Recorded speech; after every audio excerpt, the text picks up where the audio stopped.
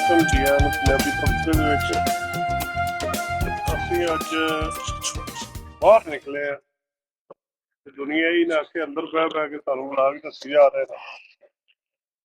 ਅਸੀਂ ਆਏ ਆ ਤੇ ਪਾਰਕ ਵੇਖਿਆ, ਇੱਕ ਫੁੱਟਬਾਲ ਸਟੇਡੀਅਮ ਕਹਿ ਲਓ, ਗਰਾਊਂਡ ਕਹਿ ਲਓ, ਔਰ ਦਿਲ ਕੀਤਾ ਕਿ ਇੱਥੇ ਵਲੌਗ ਬਣਾਈਏ।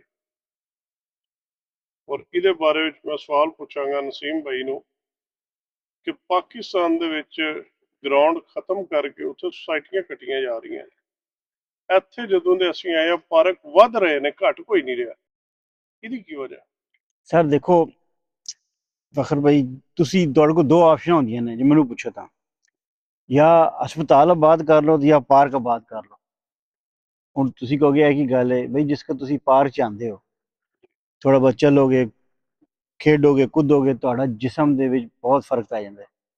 ਜਿਸ ਵਕਤ ਤੁਸੀਂ ਘਰ ਹੀ ਬੈਠ ਰਹੋਗੇ ਟੀਵੀ ਅੱਗੇ ਜਾਂ ਖਾ ਪੀ ਕੇ ਲੇਟ ਰਹੋਗੇ, ਤੁਹਾਡੇ ਬਾਡੀ 'ਚ ਬੜੇ ਇਫੈਕਟ ਪੈਂਦੇ ਨੇ, ਫਿਰ ਤੁਸੀਂ ਹਸਪਤਾਲ ਹੀ ਜਾਣਾ ਜੇ। ਠੀਕ ਹੈ ਨਾ। ਇਹ ਤੁਹਾਡਾ ਜਿਹੜਾ ਜਿਸਮ ਦੇ ਵਿੱਚ ਐਕਸਟਰਾ ਖੂਨ ਹੈ, ਜੋ ਵੀ ਹੈ, ਤੁਸੀਂ ਖਾ ਪੀ ਰਹੇ ਹੋ, ਉਹਨੂੰ ਹਾਜ਼ਮ ਨਹੀਂ ਕਰ ਸਕਦੇ ਹੋ। ਤੁਹਾਡੇ ਸਿਸਟਮ ਦੀ, ਤੁਸੀਂ ਪਾਕਿਸਤਾਨ ਕਦੇ ਜਾਓ ਨਾ, ਹੈ ਕੋਈ ਕਈ ਬੰਦੇ ਟਾਇਰਾਂ ਨੂੰ ਪੰਚਰ ਲਾਉਣਾ ਨੇ ਵੀ ਡਾਕਟਰ ਬਣ ਕੇ ਬੈਠੇ ਹੁੰਦੇ ਯਾਰ, ਉੱਥੇ ਵੀ ਲਾਈਨ ਲੱਗੀ ਹੋਏਗੀ, ਕਈ ਮੈਂ ਵੇਖੇ ਨੇ।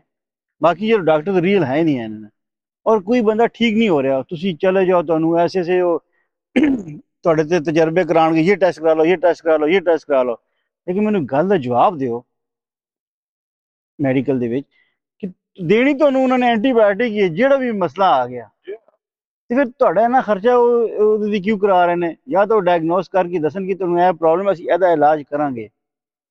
ਉਹ ਸਰ ਤੁਹਾਨੂੰ ਗੋਲੀ ਦੇ ਰਹੇ ਨੇ। ਗੋਲੀਆਂ ਨਹੀਂ ਹੈਵੀ ਦਿੰਦੇ ਨੇ ਯਾਰ, ਸਿਰ ਗੋਲੀ ਨਹੀਂ ਦਿੰਦੇ ਨਾ, ਉਹ ਜਿਹੜੇ ਮਸ਼ੀਨਾਂ 'ਚ ਤੁਹਾਡਾ ਟੈਸਟ ਕਰਾਉਂਦੇ ਉਹਦੇ ਪੈਸੇ ਬੜਾ ਦਿਆਂਦੇ। ਗੋਲੀ ਦੇ ਰਹੇ ਨੇ ਕਿ ਮੈਂ ਜਿਹੜਾ ਬੜਾ ਕੰਮ ਕਰ ਰਿਹਾ, ਮੈਂ ਤੁਹਾਡੇ ਟੈਸਟ ਕਰਾ ਰਿਹਾ। ਬਿਲਕੁਲ। ਤੁਹਾਡਾ ਮੈਂ ਬੜਾ ਵੱਡਾ ਡਾਕਟਰ ਹਾਂ। ਹੁਣ ਆ ਜਿਸ ਜਗ੍ਹਾ ਤੇ ਅਸੀਂ ਬੈਠੇ ਹਾਂ, ਜਿਹੜਾ ਪਾਰਕ ਬਣਿਆ ਸਾਰਾ ਪਾਣੀ ਦੇ ਵਿੱਚ ਬਣਿਆ ਜੀ। ਉਹ ਬਿਲਡਿੰਗ ਨਜ਼ਰ ਆ ਰਹੀ ਹੈ, ਉਹ ਵੀ ਕਾਈਂਡ ਆਫ ਕਹਿ ਲਓ, ਲੇਕਿਨ ਉਸ ਤੋਂ ਬਾਅਦ ਸਾਰਾ ਜਿਹੜਾ ਨਾ ਅੱਗੇ ਵਿਖਾਣਾ ਜੀ ਭਾਈ ਜੀ ਜਰਾ ਬਿਲਡਿੰਗ ਵਿਖਾਣਾ ਨਜ਼ਰ ਆ, ਉਸ ਸਾਹਮਣੇ ਬਿਲਡਿੰਗਾਂ ਵੀ ਪਾਣੀ 'ਚ ਨੇ।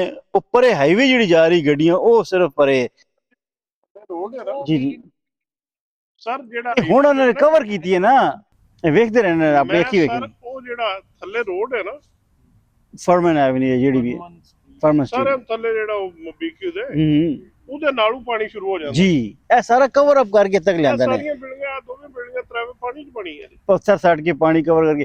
ਲੇਕਿਨ ਇਹ ਜਿਹੜੀ ਇਹਦੇ ਥੱਲੇ ਤਾਂ ਰੀਅਲ ਪਾਣੀ ਚੱਲ ਰਿਹਾ ਨਾ, ਜਿੱਥੇ ਹੁਣ ਬੈਠੇ ਆ, ਪਿਲਰ ਤੇ ਖੜਾ ਕਰਕੇ ਪਾਰਕ ਬਣਾਤੇ ਨੇ ਉੱਤੇ। ਵੇਖੋ ਪਿਲਰ ਖੜੇ ਕਰਕੇ ਉਹ ਉੱਤੇ ਬਣਾਇਆ ਗਿਆ ਆਇਆ ਤੇ ਪਿੰਡਾਂ ਦੇ ਜੀ।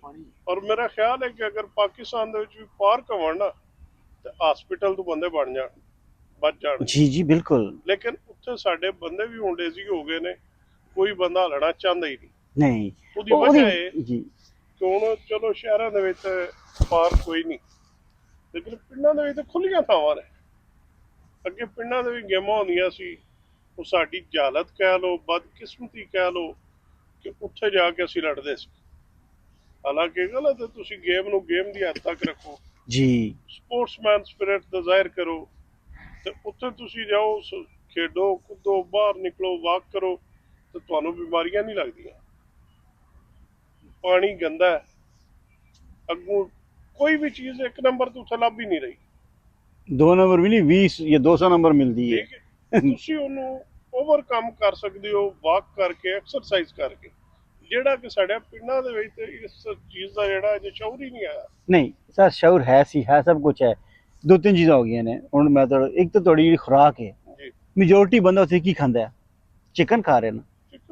ਤੁਸੀਂ ਉਹ ਜਿਹੜਾ ਸ਼ੇਵਰ ਹੁੰਦਾ ਹੈ, ਉਹਦੇ ਫਾਰਮ ਚਲੇ ਜਾਓ, ਜਾਂ ਜਿੱਥੇ ਈਵਨ ਡੱਕਿਆ ਹੁੰਦਾ ਹੈ, ਉਹਦਾ ਕੀ ਕੰਮ ਹੈ?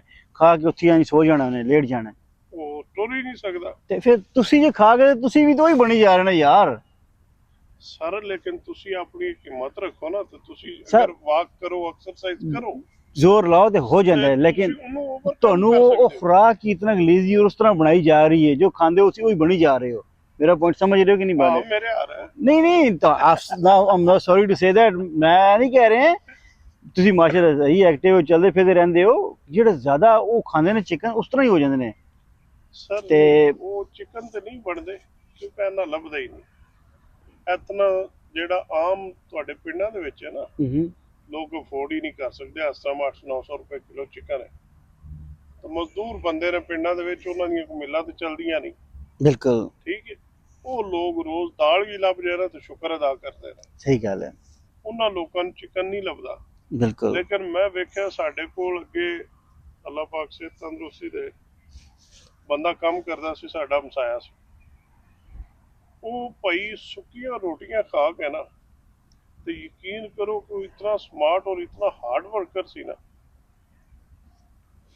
ਔਰ ਹੁਣ ਉਤਨਾ ਕੰਮ ਕੋਈ ਬੰਦਾ ਨਹੀਂ ਕਰ ਸਕਦਾ ਜਿਤਨਾ ਉਹ ਇਕੱਲਾ ਕਰਦਾ ਸੀ।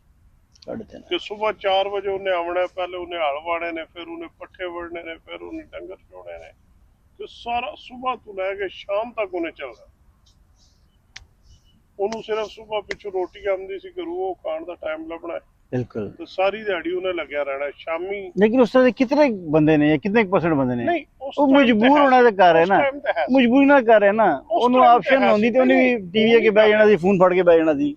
ਹੁਣ ਨਹੀਂ ਕਰ ਰਿਹਾ। ਲੇਕਿਨ ਜਿਸ ਟਾਈਮ ਦੀ ਮੈਂ ਗੱਲ ਕਰ ਰਿਹਾ 2000 ਤੱਕ ਦੀ, ਉਹ ਬੰਦੇ ਇੰਝ ਕੰਮ ਕਰਦੇ ਸਾਰੇ। ਉਹ ਵਕਤ ਹੋਰ ਸੀ ਭਾਈ ਜੀ, ਹੁਣ ਅੱਛਾ ਬਦਲਦੇ ਬਹੁਤ ਕੁਝ ਬਦਲ ਗਿਆ ਜੇ। ਉਹਨਾਂ ਬੰਦਿਆਂ ਦੇ ਨਾਲ ਅਸੀਂ ਵਾਕ ਨਹੀਂ ਕਰ ਸਕਦੇ। ਨਹੀਂ, ਉਹ ਨਹੀਂ, ਉਹ ਹੋਰ ਬੰਦੇ ਨੇ ਭਾਈ। ਹੁਣ ਜਿਹੜੇ ਉਹਨਾਂ ਦੇ ਬੱਚੇ ਨਾਲ ਗੱਲ ਕਰੋ, ਪ੍ਰੋਬਲਮ ਆ ਗਈ ਹੈ ਜਿਹੜੀ ਕਿ ਅਸੀਂ ਬਾਹਰ ਨਹੀਂ ਨਿਕਲਦੇ। ਨੈਚੁਰਲ 에ਅਰ ਬਹੁਤ ਘਟ ਗਈ ਹੈ ਜੀ, ਦਰਖਤ ਘਟ ਗਏ ਨੇ, ਔਰ ਪੋਲੂਸ਼ਨ ਜ਼ਿਆਦਾ ਹੋਣ ਦੀ ਵਜ੍ਹਾ ਤੋਂ, ਫੂਡ 2 ਨੰਬਰ 4 ਨੰਬਰ ਹੋਣ ਦੀ ਵਜ੍ਹਾ ਤੋਂ ਇਹ ਪ੍ਰੋਬਲਮ ਆ ਰਹੀਆਂ ਨੇ। ਬਿਲਕੁਲ, ਕਿ ਬੱਚੇ ਲੇਜ਼ੀ ਹੋ ਰਹੇ ਨੇ, ਕੁਝ ਮਾਂ ਪਿਓ ਕਰ ਰਿਹਾ, ਕੁਝ ਬੱਚੇ ਹੋ ਰਹੇ ਨੇ, ਕੁਝ ਫੋਨ ਨੇ ਕਰ ਦਿੱਤੇ ਨੇ, ਕੁਝ ਰਹਿੰਦੀ ਖਹਿੰਦੀ ਕਸਰ ਜਿਹੜੀ ਸੁਸਾਇਟੀਆਂ ਵਾਲਿਆਂ ਨੇ ਕੱਢ ਦਿੱਤੀ। ਕਿ ਸ਼ਹਿਰੀਆਂ ਵੀ ਥੋੜਾ ਸ਼ੌਰ ਹੈ, ਉਹ ਬਾਹਰ ਜਾਂਦੇ ਨੇ, ਕੋਈ ਕ੍ਰਿਕਟ ਖੇਡ ਰਿਹਾ, ਕੋਈ ਵਾਕ ਕਰ ਰਿਹਾ, ਦੌੜ ਰਿਹਾ, ਉਹਨਾਂ 'ਚ ਥੋੜਾ ਜਿਹਾ ਹੈ ਜੀ। ਉਹ ਲੋਕਾਂ ਨੂੰ ਜਗ੍ਹਾ ਨਹੀਂ ਲੱਭਦੀ। ਹੁਣ ਲਾਹੌਰ ਦੇ ਵਿੱਚ 2-3 ਜਗ੍ਹਾ ਤੇ ਮੈਂ ਬੜੇ ਵੱਡੇ ਪਾਰਕ ਵੇਖੇ ਨੇ, ਸੁਸਾਇਟੀਆਂ ਬਣ ਗਈਆਂ ਨੇ, ਉਹ ਦਰਖਤ ਕੱਟਦੇ ਨੇ, ਆਸ਼ੇ ਮੁਕਾਤੀ ਨੇ, ਹਰ ਚੀਜ਼। ਫਿਰ ਕਹਿੰਦੇ ਪੋਲੂਸ਼ਨ ਹੈ। ਔਰੇਂਜ ਟ੍ਰੇਨ ਬਣੀ ਹੈ ਜੀ ਜੀ, ਕਿਤਨਾ ਦਰਖਤ ਉਹਨਾਂ ਨੇ ਬਹੁਤ। ਔਰ ਉਹਨਾਂ ਨੂੰ ਇਤਨੀ ਤੌਫੀਕ ਨਹੀਂ ਹੋਈ ਕਿ ਅਸੀਂ ਚਲੋ ਉਹਦੇ ਥੱਲੇ ਜਿਹੜਾ ਕੋਈ ਛੋਟੇ ਮੋਟੇ ਪੌਦੇ ਜਿਹੜੇ ਛਾਂ ਤੇ ਹੁੰਦੇ ਨੇ ਉਹ ਲਾ ਦਈਏ, ਕਿ ਚਲੋ ਐਟਲੀਸਟ ਕੁਝ ਨਾ ਕੁਝ ਤੇ ਕਵਰ ਅਪ ਹੋਏ ਨਾ। ਬਿਲਕੁਲ। ਇੱਥੇ ਤੁਸੀਂ ਵੇਖੋ ਬਿਲਕੁਲ ਪਾਣੀ ਦੇ ਵਿੱਚ ਇਹ ਤੋੜ ਤੱਕ ਦਰਖਤ ਲੱਗੇ ਨੇ, ਸਾਡੀਆਂ ਅੱਖਾਂ ਦੇ ਸਾਹਮਣੇ ਹੋਏ ਨੇ। ਬਿਲਕੁਲ, ਕਿ ਦਰਖਤ ਲਾਉਂਦੇ ਨੇ, ਤੀਜੇ ਸਾਲ ਉਹ ਵੱਡਾ ਦਰਖਤ ਹੋ ਜਾਂਦਾ, ਪੌਦੇ ਲਾਉਂਦੇ ਨੇ। ਬਿਲਕੁਲ। ਇਹ ਤੁਸੀਂ ਵੀ ਭਾਈ ਜੀ ਦਰਖਤ ਲਾਓ ਤੇ ਤੁਹਾਡੇ ਵੀ ਹੋ ਜਾਣਗੇ, ਪਾਣੀ ਦੇਈ ਆਓ, 3 ਨਹੀਂ ਤੇ 5 ਸਾਲ 'ਚ ਹੋ ਜਾਣਗੇ, ਵਰਨਾ 3 ਸਾਲ 'ਚ ਵੱਡਾ ਹੋ ਜਾਂਦਾ। ਇਹ ਤਾਂ ਪ੍ਰੋਬਲਮ ਹੈ। ਤੁਸੀਂ ਸਾਰੇ 3.5 ਪਕਾ ਹਾਂਡੀ ਰੋਟੀ ਕਰਦੇ ਰਹੇ ਹੋ। ਦੁਨੀਆ ਇੰਨੀ ਕਰ ਰਹੀ, ਅੱਜ ਵੀ ਹਾਲਤ ਹੈ। ਹੁਣ ਵੇਖੋ ਸਵੇਰ 3:30 ਦਾ ਵਕਤ ਹੈ, ਬੱਚੇ ਖੇਡ ਰਹੇ ਨੇ ਪਾਰਕ ਦੇ ਵਿੱਚ ਆ ਕੇ, ਉਹ ਤੁਹਾਨੂੰ ਨਜ਼ਰ ਆ ਰਹੇ ਹੋਣੇ ਨੇ, ਪਤਾ ਨਹੀਂ ਵੀ ਖਾਣਾ ਨਜ਼ਰ ਆਉਂਦਾ ਦੇ ਵਿੱਚ ਕਿ ਬਹੁਤ ਦੂਰ ਨੇ। ਉਹ ਆ ਕੇ ਆਪਣੀ ਸਾਕਰ ਦੀ ਪ੍ਰੈਕਟਿਸ ਕਰ ਰਹੇ ਨੇ ਸਵੇਰ ਫੁੱਟਬਾਲ ਦੀ। ਤੇ ਬੱਚੇ ਦੀ ਨਹੀਂ ਹੈ ਵੀ ਇੱਕ ਵੱਡੀ ਕਿਸਮ ਦੇ ਬੱਚੇ ਚਲੋ ਮਤਲਬ ਜਵਾਨ ਹੈ ਜਵਾਨ ਨੇ, ਮਤਲਬ ਆਪਣੀ ਗੇਮ ਕਰ ਰਹੇ ਨੇ। ਪਰੇਸ਼ਾਨੀ ਨਹੀਂ।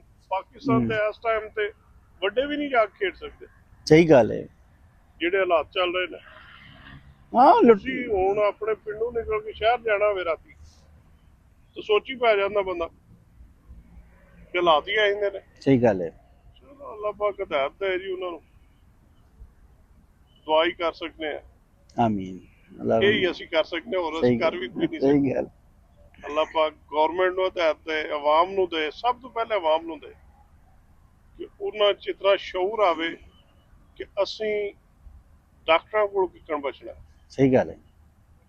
ਸੁਬਾਹ ਦੀ ਵਾਕ ਸ਼ੁਰੂ ਕਰ ਲੈਣ ਤੇ ਮੇਰਾ ਖਿਆਲ ਹੈ ਡਾਕਟਰਾਂ ਕੋਲ ਜਾਣ ਦੀ ਜ਼ਰੂਰਤ ਹੀ ਨਹੀਂ ਪੈਂਦੀ। ਬੇਸ਼ੱਕ। ਤੇ ਠੀਕ ਹੈ, ਅਗਰ ਕੋਈ ਗੱਲ ਭਾਈ ਮਾੜੀ ਲੱਗੀ ਹੋਏ ਤੇ ਮਾਜ਼ਰਤ, ਅੱਛੀ ਲੱਗੀ ਹੋਏ ਤਾਂ ਲਾਈਕ ਸ਼ੇਅਰ ਔਰ ਸਬਸਕ੍ਰਾਈਬ ਕਰੋ। ਅੱਲਾਹ ਹਾਫਿਜ਼।